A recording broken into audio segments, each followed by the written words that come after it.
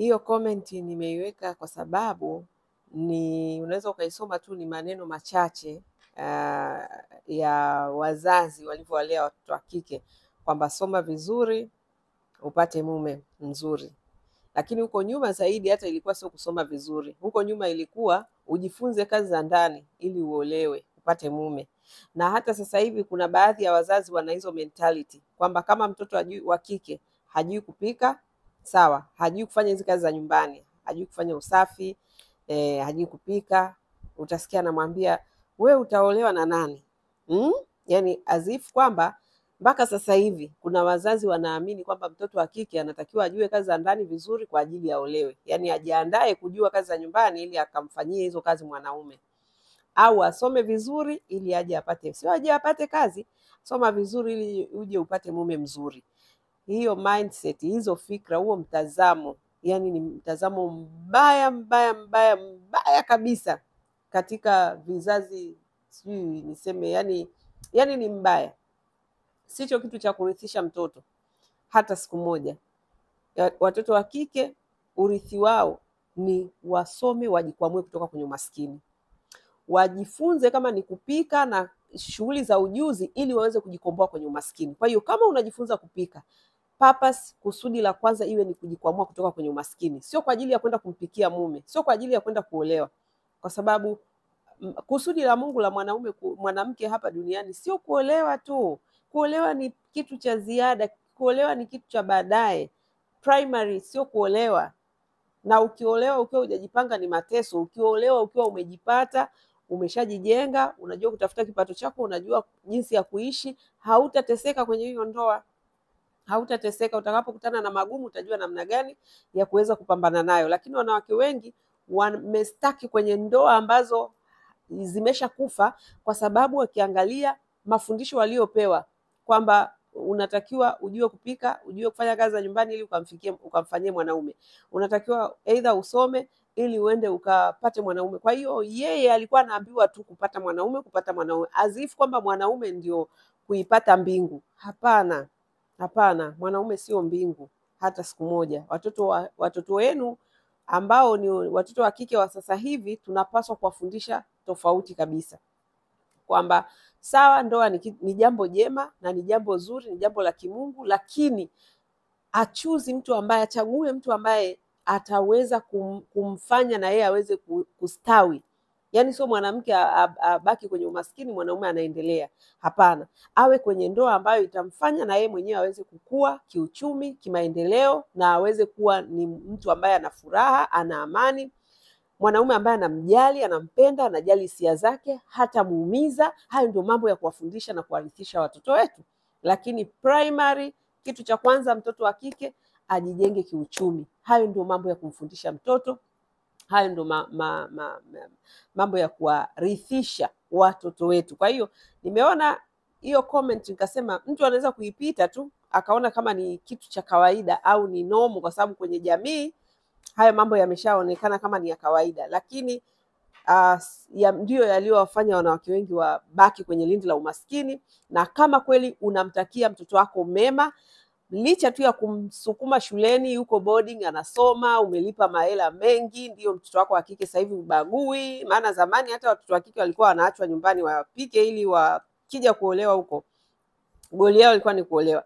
Lakini sasa hivi watoto wa kike tunawasomesha, wanaenda shule nzuri, wanasoma mashule ya gharama. Isibaki tu kwenye shule za gharama. Make sure una set mindset yake pia kwenye haya mambo ya kimila na tamaduni, mambo ya kijamii, aweze kuwa sawasawa. Vinginevyo kuna watoto wengi wa kike walisomeshwa vizuri na wazazi wao, lakini zile elimu zimeishia majumbani. Wamerudi tena kufanywa mama wa nyumbani na wanapitia ukatili, wanapitia manyanyaso. Kwa hiyo yani mwisho wa siku hata ile ada ambayo wazazi walipoteza kusomesha inakuwa haina maana tena. Ni bora tu, tena bora wazazi wa zamani ambao wao mindset yao ilikuwa mtoto wa kike ni kuolewa. Kwa hiyo hawakujisumbua kuwapeleka shule. What is the point? Sasa hivi mtoto unampeleka shule na bado anarudi anakuwa mama wa nyumbani, anaendelea kupitia mateso na ukatili na unyanyasaji. What is the point? Bora yule mzazi ambaye akupeleka mtoto shule, maana akujihangaisha kupoteza hela yake.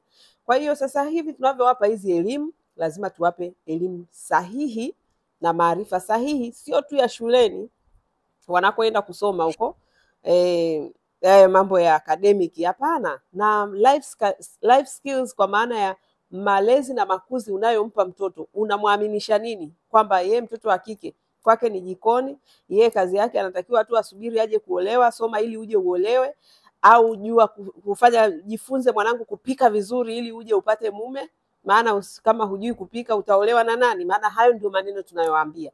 Kwa hiyo jamani, hata sisi wazazi wa sasa hivi wa karne hii lazima tuangalie maneno tunayoongea na watoto wetu, kwa sababu ndio training zenyewe.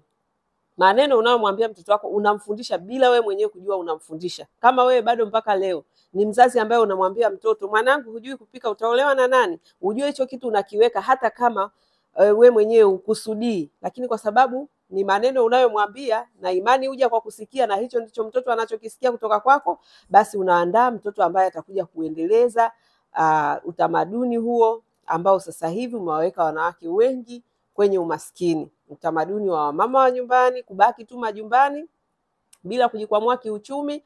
Hata kama anasema anapenda, ni kwa sababu hicho ndicho alichokiona kwa wazazi wake. Hicho ndicho ambacho amerithi kutoka kwa waliomlea, malezi na makuzi. Kwa hiyo mtu kusema sio mimi napenda kumpikia mume wangu, mimi napenda kupikia familia yangu, una nini? Hicho unachowapikia unaenda kukitafuta? Haina shida kama unapenda, no problem, lakini una uwezo wa kwenda kutafuta hicho unachopika. Leo hii mume wako akipata changamoto, maisha yataendelea kama mnavyokwenda? Maisha yataenda kama yalivyo? Sasa kama jibu ni hapana, usiseme tu mimi napenda kupika. No, kabla hujapika tafuta hicho kinachopikwa ili uwe na uwezo wa kuweza kuchangia maendeleo ya familia. Lakini kujishika tu kwenye kupika na kufanya kazi za nyumbani wakati wewe huwezi kutafuta kipato chako, hapana. Hapana. Hayo ni maisha ambayo yamewaweka wanawake wengi kwenye ukandamizaji, yamewaweka wanawake wengi kwenye manyanyaso, kwenye ukatili. Automatic wana activate aina fulani ya maisha ambayo hawezi kuwa na option, hawezi kusema, hawezi kuishi maisha ya ndoto yake, kwa sababu unaishi maisha ya ndoto yako kupitia mfuko wa mtu mwingine. Hicho kitu hakipo, haiwezekani. Kwa hiyo kama kweli tunataka watoto wetu waweze kufurahia maisha na kuenjoy na kuto kupitia haya manyanyaso na mateso na masimango na ukatili na unyanyasaji ambao wazazi wengi mnajua mnapitia hata sasa, au ni wengi sana. Kuna wanawake wengi wako kwenye ndoa lakini ni kama wako single, wako kwenye ndoa ambazo zimeshakufa. Kama hutaki binti yako, jitafakari vizuri kabisa. Kama hayo ndio maisha unataka mtoto wako aishi, hayo unayoishi leo, basi mfundishe hivyo hivyo. Lakini kama kuna kitu unaona kabisa hakiko sawa, licha ya kwamba uko kwenye maisha ya kifahari ya utajiri, lakini ndani yako hayakupi amani, kwa sababu huo utajiri na ufahari sio wa kwako. Huna mchango wowote wa ajabu hapo zaidi ya kufanya tu kazi za nyumbani za kupika, kufua na shughuli nyingine za nyumbani. Kwa hiyo hiyo automatic haikupi power ya kuweza kuishi aina maisha unayoyataka. Haikupi.